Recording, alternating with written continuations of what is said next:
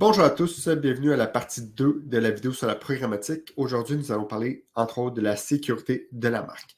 La sécurité de la marque, c'est très important pour moi parce que souvent on pense à programmatique, on pense à boîte noire, qu'on ne sait pas qu'est-ce qui se passe dedans.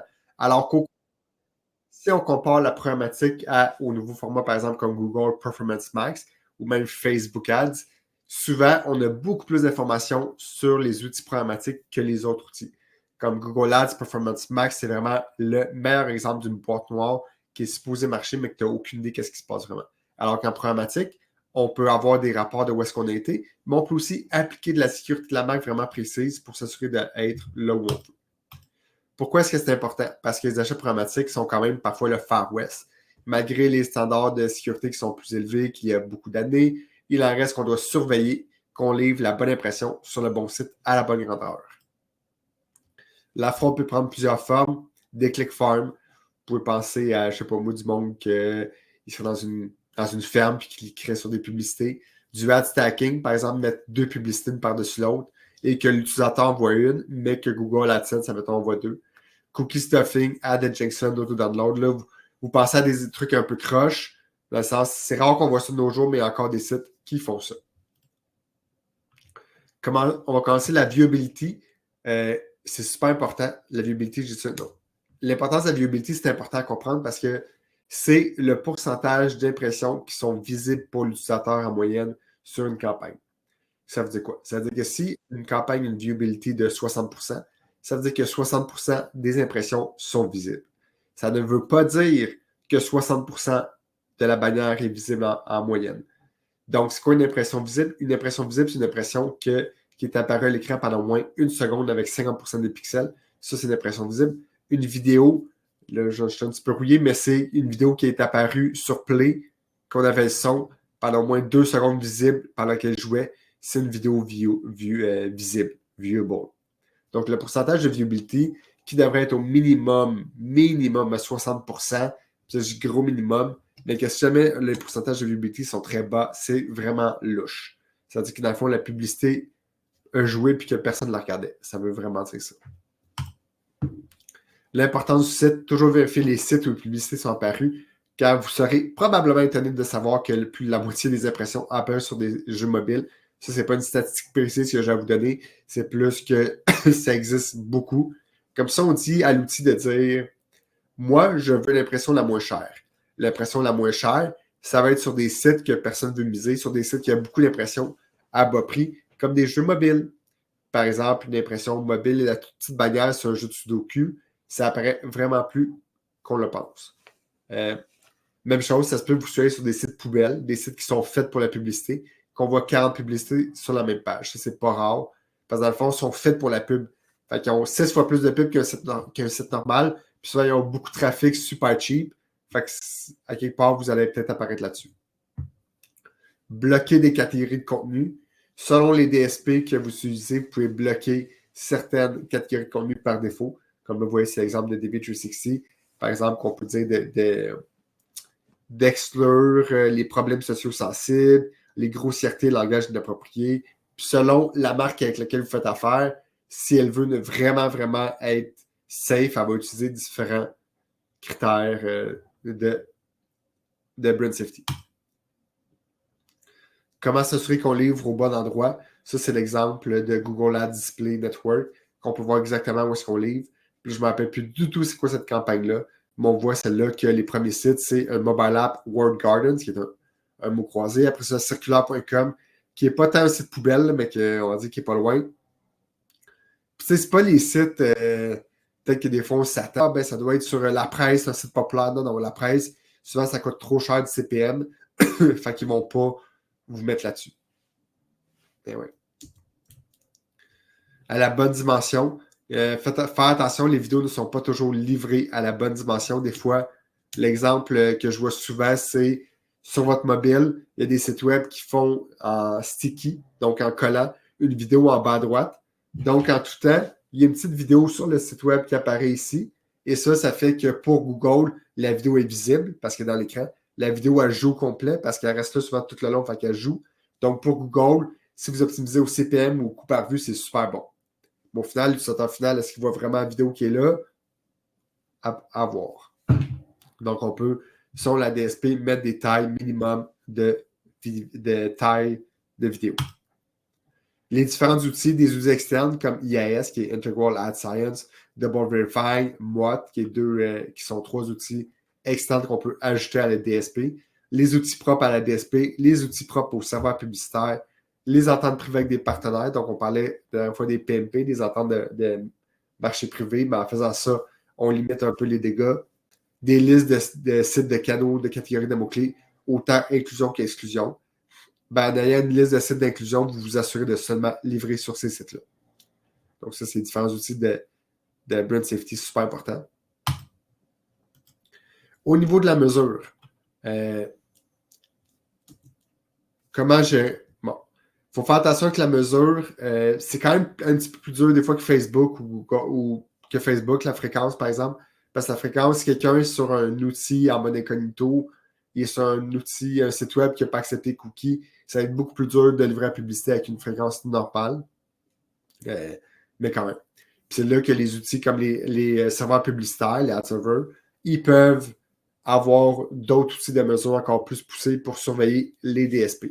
Parce que dans le fond, si on revient à la définition de la programmatique, comme vous voyez, l'ad server peut lui aussi, de chacun des bords, bloquer les impressions pour se rendre à la DSP. Donc ça peut être aussi une autre façon d'assurer la sécurité de la marque.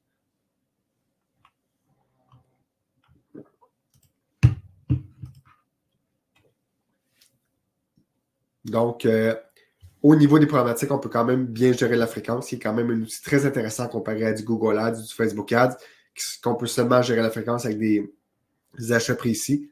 Avec les achats problématiques, on peut mettre différents niveaux de fréquence, que ce soit au niveau de la pub, au niveau de l'audience, au niveau de la campagne. Donc ça, c'est vraiment pratique. C'est beaucoup meilleur que les autres outils publicitaires.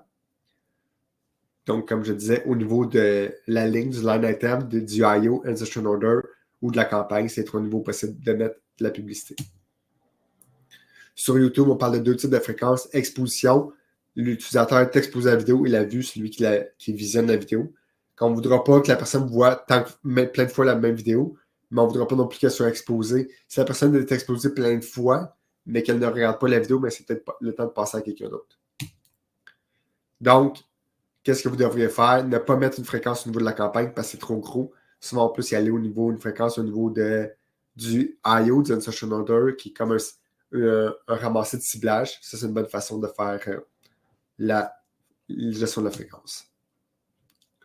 Pourquoi est-ce que c'est important? Parce qu'un peu comme j'ai dit pour la grosseur des vidéos, si Google on dit juste d'optimiser pour un objectif précis, si une personne qui est tout le temps sur mobile a joué à Sudoku, peut-être que Google va dire, cette personne-là, elle ne me coûte pas cher, elle est souvent active, je vais être là-dessus.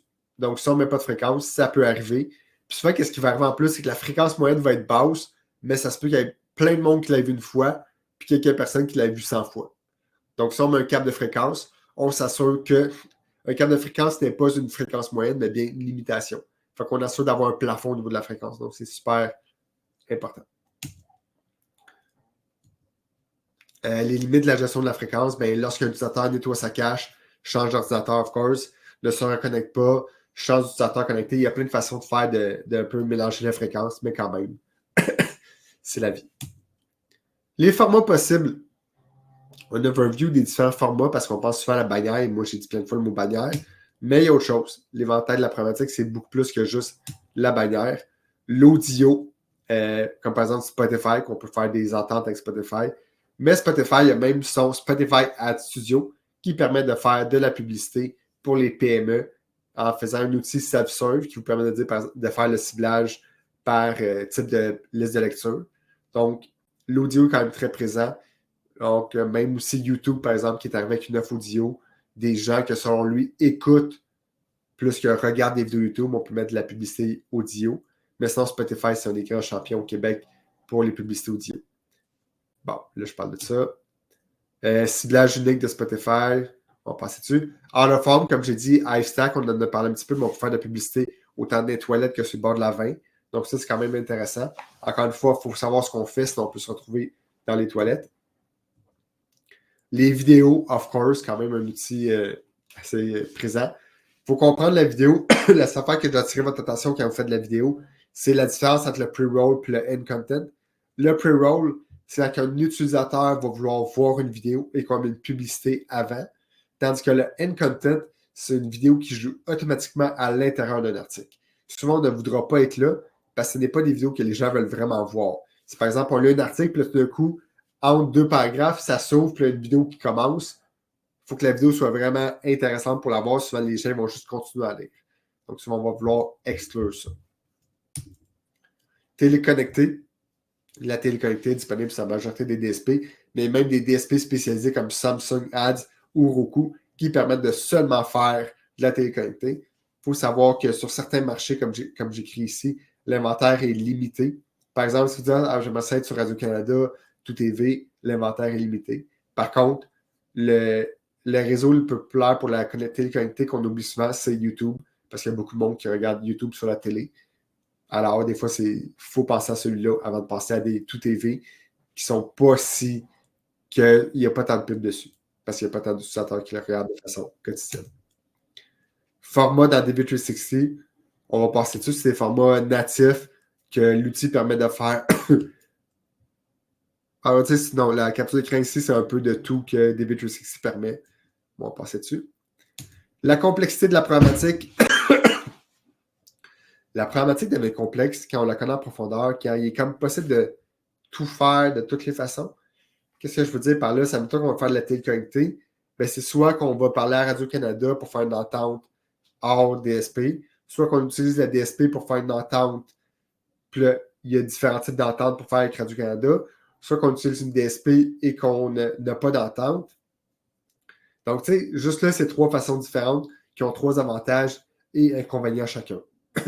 Donc, c'est la même chose pour les bannières, la téléconnectée. Quand par exemple, je parlais de Roku qui a sa propre DSP, mais dans le fond, si vous voulez faire avec Roku, vous pouvez aussi à travers une autre DSP.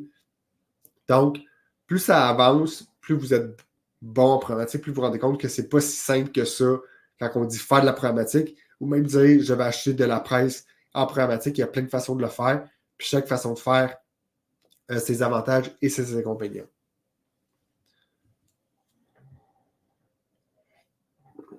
Comme tout est tantôt, il faut faire attention avec la sécurité de la marque, les mesures. Comme je l'ai dit tantôt, des fois, c'est juste d'oublier d'exclure une certaine catégorie de contenu peut faire que toute votre publicité s'en va sur des sites de jeux vidéo. Donc, c'est faire vraiment attention. Avoir des modèles de mise en ligne de campagne peut aussi aider beaucoup lors de la mise en ligne de campagne pour assurer de respecter les vies privées. La sécurité de marque, pardon. Ah, mon Dieu, j'ai déjà plus de sujet. Je pensais qu'il y avait plus de slides.